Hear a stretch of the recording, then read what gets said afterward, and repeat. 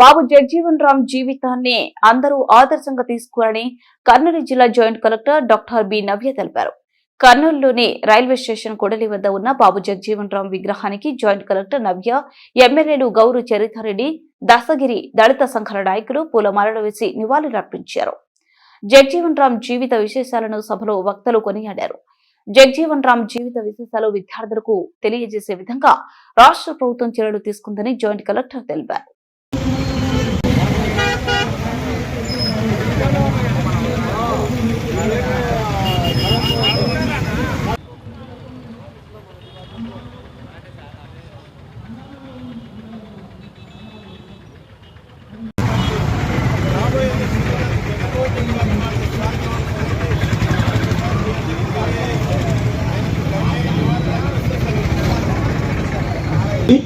అదేవిధంగా ఈ యొక్క సందర్భంగా నేను మాజీ మంత్రివర్యులు పెద్దలు గౌరవ శ్రీ మూలిటి మారప్ప గారిని వేదికపై రావాల్సిందిగా సగౌరవంగా వారిని కమ్యూనిటీకి జరుగుతున్న అన్యాయం పైన, రిజర్వేషన్ పైన నేను ఎత్తని గొంతుగా లేదని ప్రభుత్వం తెలియని విధానం అనేది లేకుండా నిర్మాణం చేసి కేంద్రానికి పంపిస్తున్నందుకు సంతోషిస్తున్నాను.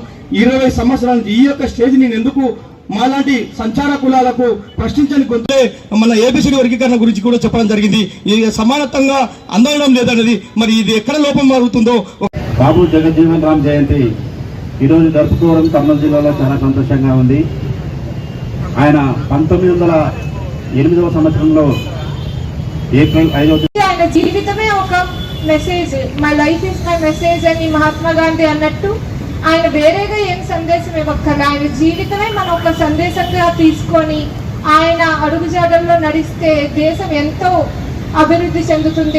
ఈ అసమానతలు అనేవి ఏవి కూడా రానున్న కాలంలో ఉండకుండా ఒక మంచి సమాజాన్ని మనం సాధించుకోగలుగుతాం. ఆయన నాకు చాలా మంది చెప్పారు వక్తలు, అతి చిన్న వయసులో పార్లమెంటేరియన్ అయ్యారు, తర్వాత సుదీర్ఘకాలం మినిస్టర్గా చేశారు, ఉప ప్రధానిగా చేశారు.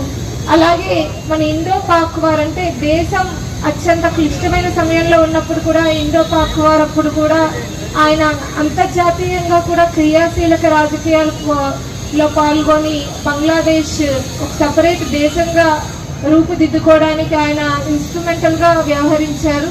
ఆ తర్వాత కూడా ఆయన దేశ రాజకీయాల్లో ఆయనకి ఒక చెదరని ముద్ర ఆయన వేసుకున్నారు. అలాగే స్వాతంత్ర సమరయోధునిగా కూడా ఆయనకి ఒక పేజ్ మన హిస్టరీలో లిఖించబడి ఉంది అంటే అందులో ఎటువంటి అనుమానం లేదు.